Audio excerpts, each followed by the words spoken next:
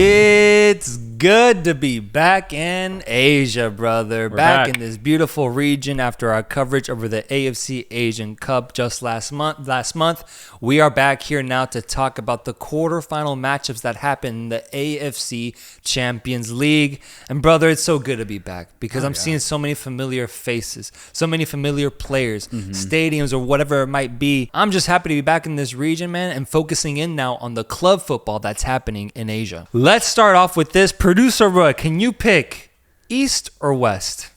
West. We're gonna go West. Great Producer decision. Rudd has made his choice, and I think he made the right one with two Western region matchups happening between Al-Ain versus Al-Nassr and Al-Hilal versus Ittihad. And now I'll give you a choice of which match you'd like to start off with. This is like those diamond things. You get like 25% chance. I'm going to go with the Al-Ain Al-Nassr game. Let's start here in the United Arab Emirates where Al-Ain hosting Cristiano Ronaldo's Al-Nassr. Both teams coming into this game off of weird or very interesting round of 16 matches. Just very quickly, Al-Ain faced Uzbekistan side Nassr FC, and they got through via the harshest, most cruelest own goal against Nassr that I have seen in a long time. I seriously encourage everyone to go see it. The Nassr against Al-Ain's second leg game, the own goal is so brutal. They defended the entire time. They were going into extra time. They had done it, and they conceded just a brutal deflected goal. And yeah, that's how Al-Ain got to this stage. But they had gotten through with really good football prior in the group stage. Al-Nassr kind of easily went by in the group stage, and they had a very interesting matchup against fellow Saudi Arabian side Al-Fayha. They got through, but they didn't dazzle. If you saw that round of 16 matchup against Al-Fayha, they got the job done, but it didn't look nearly as convincing as a lot of their group stage wins. So I was very interested to see this matchup because if you think Al-Nassr were going to dominate against Al-Ain, I honestly saw this game more as 50-50 going into this match. Yeah, really good matchup going in with Hernan Crespo leading this side. Your of favorite Al-Ain. Argentine. Yeah. No? No, just a notable Argentine. I've never liked that fool, man. But you're right. They went through some really interesting round of 16 matchups, and here they are facing off in the quarterfinals. If there's a favorite for me on this Al-Ain team, it's not Hernan Crespo. It's Khalid Asa, my friend. Yeah. The goalkeeper that completely won me over in the AFC Asian Cup. I had no idea that he was the starting goalkeeper for Al-Ain. And right when I saw him on that sheet, on that starting lineup, I got so excited because it's my boy Khalid, bro. One of the most dependable goalkeepers in this entire region. And I just went into it hoping that he would have a chance to prove that once again.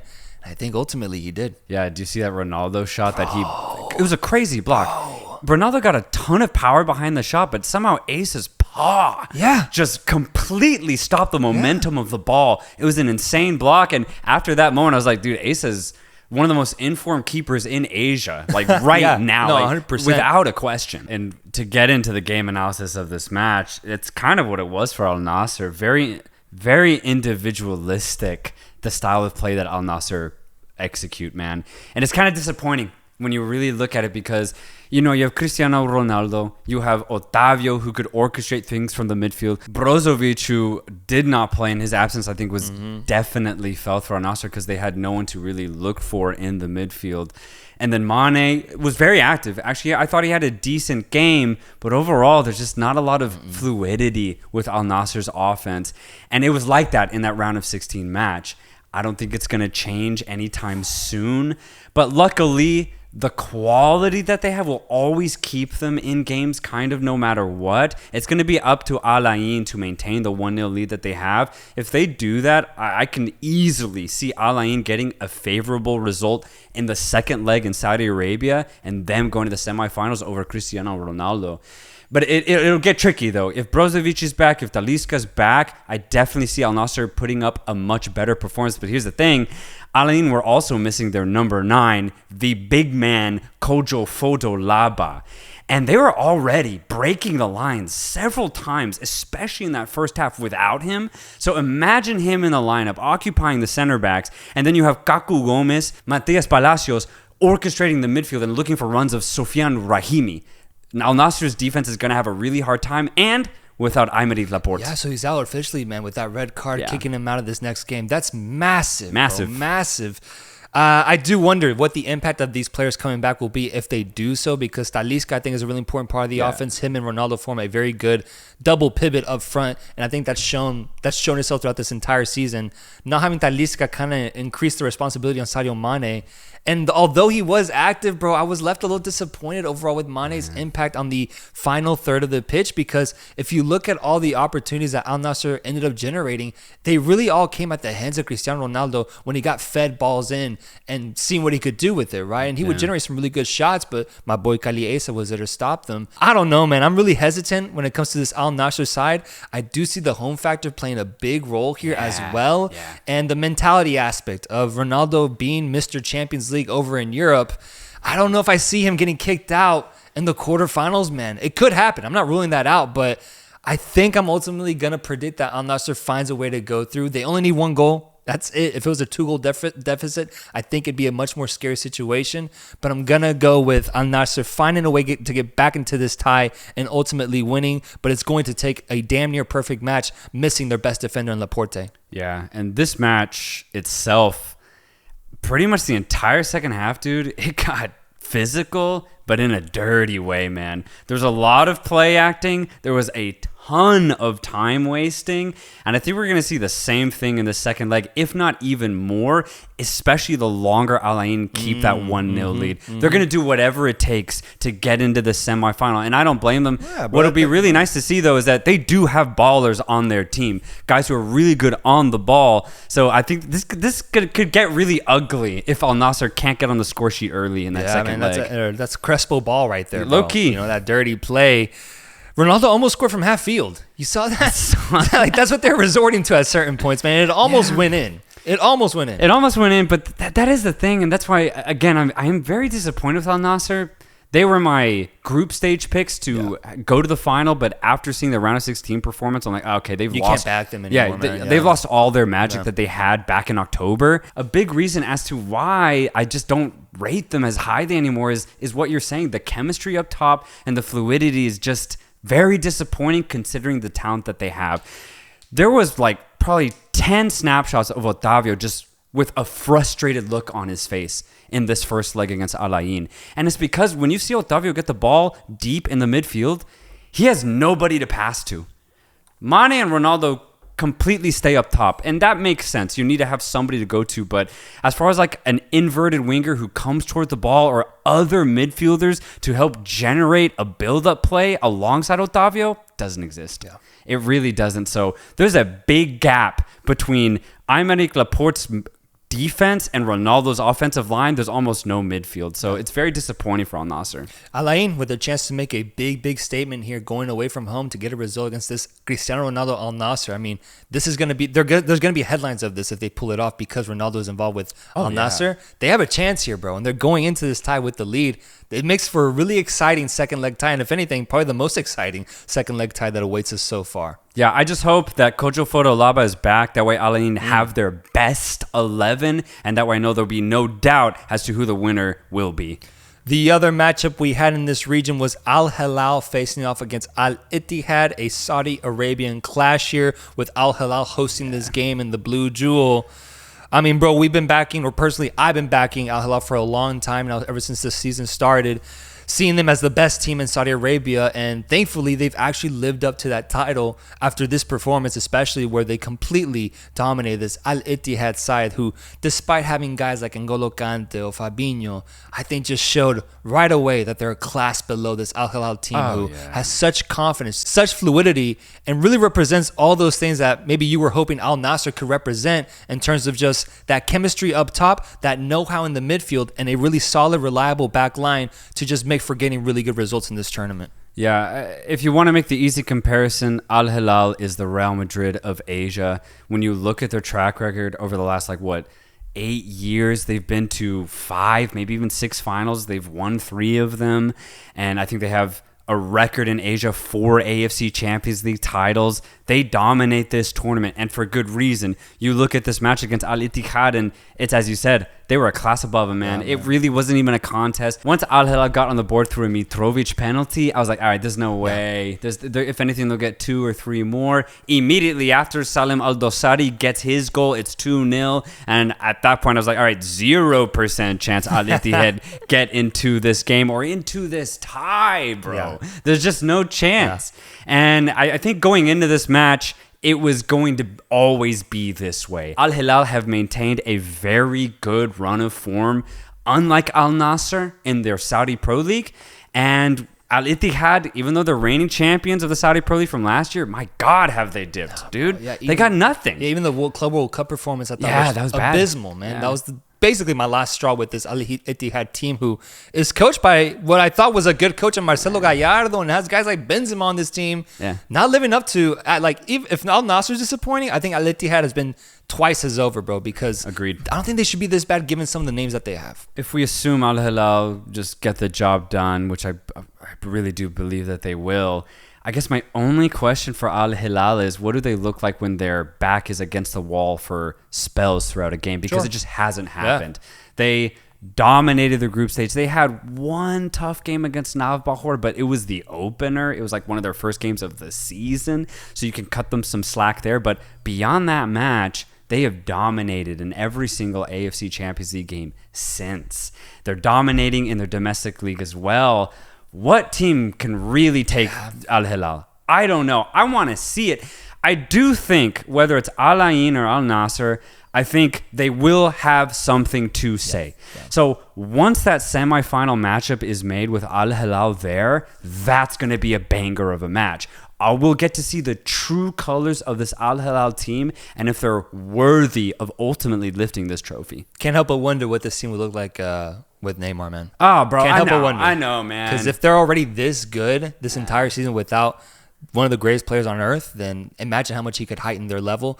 But one man who has heightened his level while he's been here with Al Hilal, and a guy that I really want to make a point to highlight, is Aleksandar Mitrovic, the Serbian, with the incredible job he's done ever since the moment he arrived in Saudi Arabia. While so many other guys are showing up in the headlines talking about not being happy in Saudi Arabia, or if they're not doing that, they're just not performing up to the level that they're expected to or that they did back in Europe.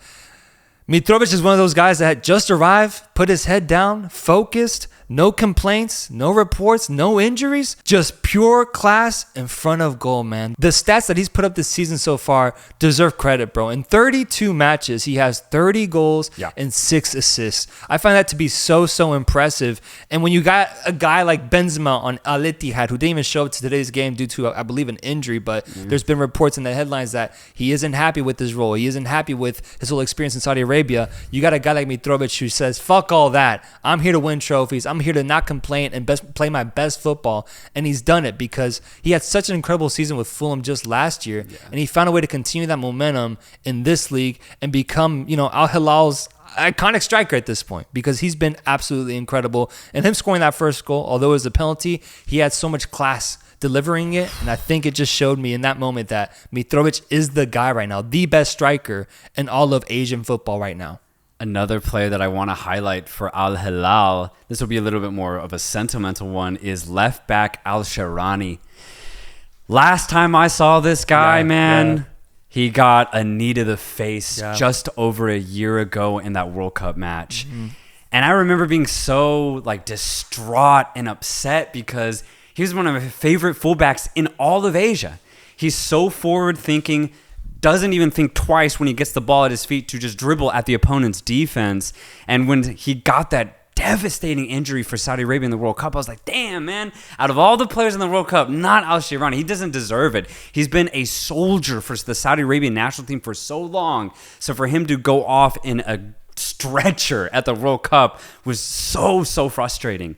But he's back. He's healthy. Immediately slots himself back into that left back starting position. And it's just a beautiful thing to see after such a terrible injury. I'm really glad to have him back on the pitch. 100%. Shout out to him. And overall, this Al Hilal team, man, I really wanted to make the comparison between them and Al Nassr right now because I was just looking at the form of these guys. Like truly, though, who would you take? Would you rather have Aldo Saudi or Sadio Mane on your wing? I think at this moment, I'm just sorry. If I want to think, I'll even go as far as saying, would you rather have Mitrovic or Ronaldo? I think there's an argument for having Mitrovic at this moment. Absolutely. The midfield, I think if there's no Brozovic involved, then I don't think it's much of a contest. If Brozovic is involved, then there is a little bit more merit to be had. But Neves in that midfield, Gano is freaking on the bench, bro. That's how stacked this midfield is for him. I think is really good. And in the back line, you have a guy like Kalidou Koulibaly, who has been playing a really good level of football so far for this team. Yeah. I just think in almost every sector of the pitch for this Al Hilal team, in terms of form, the way they stepped up this season, it really has been so much more impressive than what these Al Nassr stars have done, despite how big their names might be. Yeah, and it's so apparent when you look at the two teams play who is in just way more form. Malcolm too, we didn't even mention him, got a lovely assist to Salim Al-Dosari's goal in this match. Everyone's firing on all cylinders, every single player for Al Hilal. Again, the only question is, what will it look like if they play against a team that can actually attack them? That'll be really curious to see. But for Al Nassr, man, I just can't stress the point. I'm so disappointed in them, man. They have so much talent. They're just not using any of it. Whereas their rivals Al Hilal, and they've been doing this for a long time now, they just always figure out how to play the most fluid football in the western region of Asia. Jorge Jesus looking really good, man. Looking like a mob boss out there. And that is the western region. Let's move over to the east now, where we had two matchups between Yokohama Marinos versus Shandong Taishan and Jeonbuk Hyundai Motors FC versus Ulsan Hyundai FC in this clash of South Korean sides. Two really, really good matches here. As always, which one would you like to go with? Let's start with the Korean classic, Ulsan against Jeonbuk.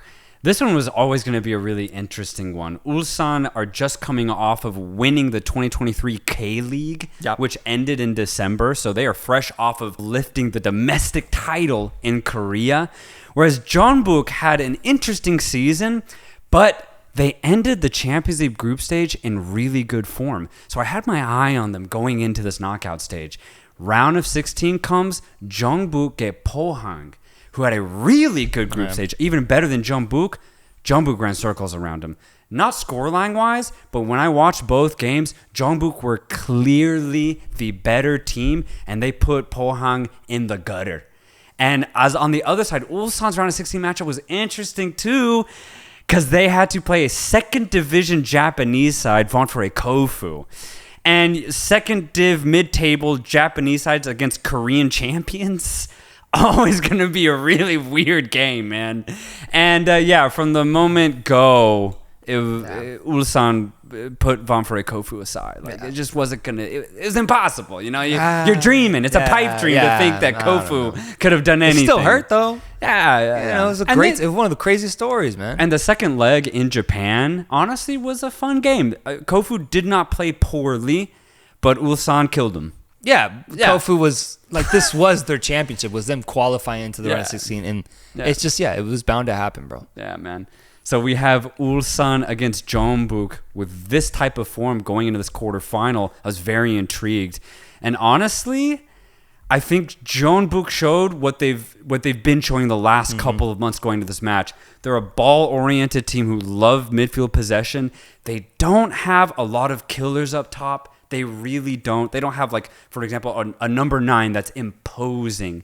They also don't have that many wingers who are really good on one-on-one situations. The only guy that has really stood out for me from a Jeonbuk perspective is Lee Dong-jun.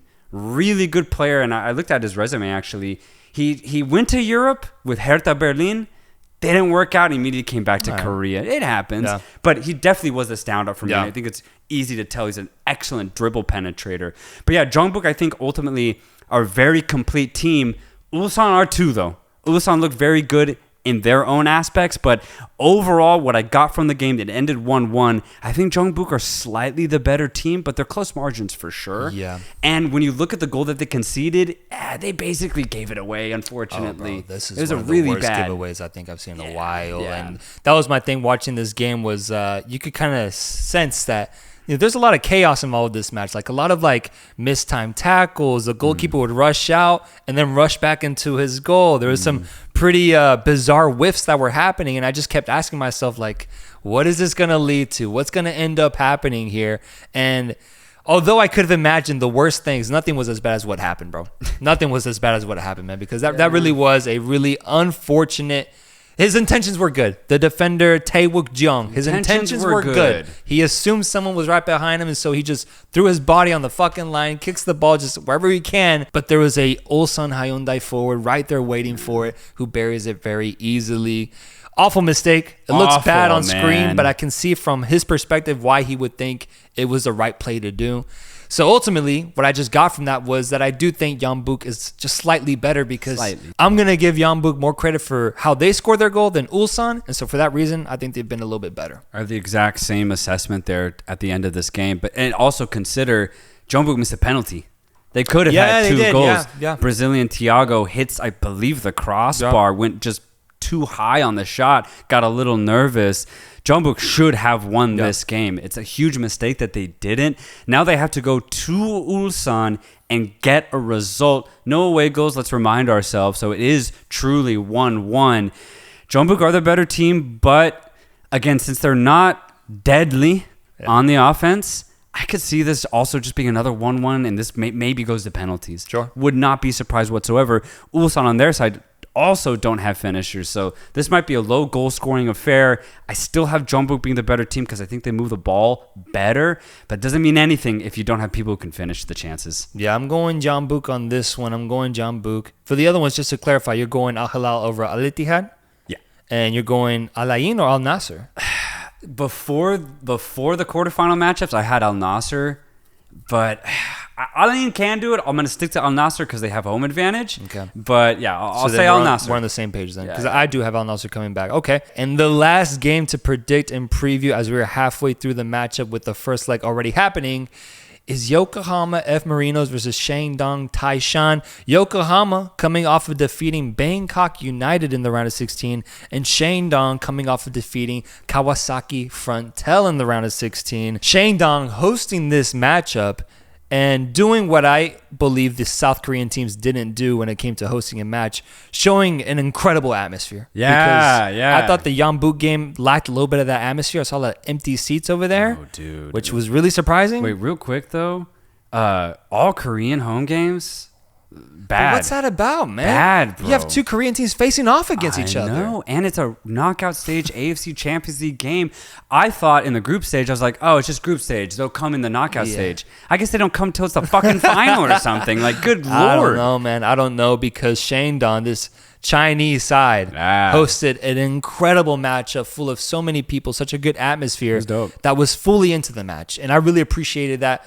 From an outsider perspective, I like it when these teams give their all to their clubs. No matter how big or small they might be, these people show that they cared and that they realized the importance of this quarterfinal matchup against Yokohama. Yeah, and honestly, they got their money's worth because this game was just end-to-end. One of my favorite games, I'd say, out of all knockout stage matches in the quarterfinals this year. And this game could have had like 5-6 goals in it. It really could have. It ended 2-1 to Yokohama. But my goodness, man, there was so many gaps to be exposed, and they were exposed. It was ultimately just very poor finishing from, I'm going to go ahead and say his name, Anderson Lopez, who had like 5 chances in front of goal, 6. And he finished one of them. He could have had a fucking 5-goal hat trick in this match, but no, instead he just has 1.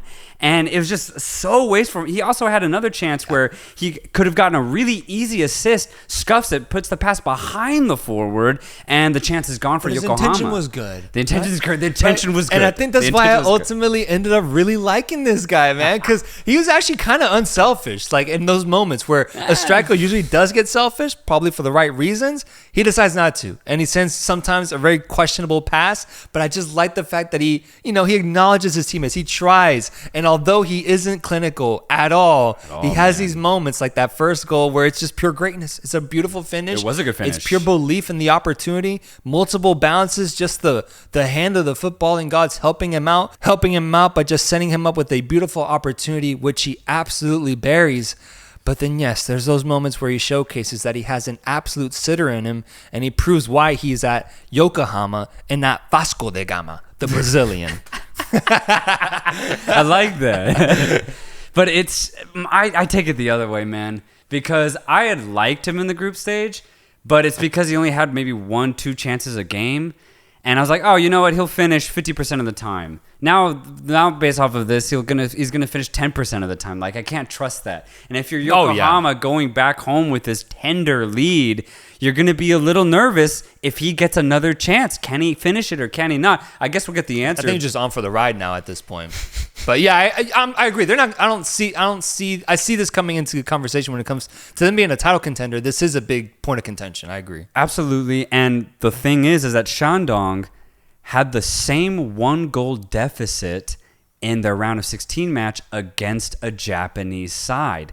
They go to Japan in the second leg, and they flip the result on its head. They win the game. That's beautiful. They completely win it. I believe it was like, 6-4 on aggregate or something, like 5-4 on aggregate. And so now they have the exact same scenario, and they're going to Japan. Literally the exact same scenario. They're just playing Yokohama instead of Kawasaki. So I just would be a little nervous if I'm Yokohama. But here's the thing.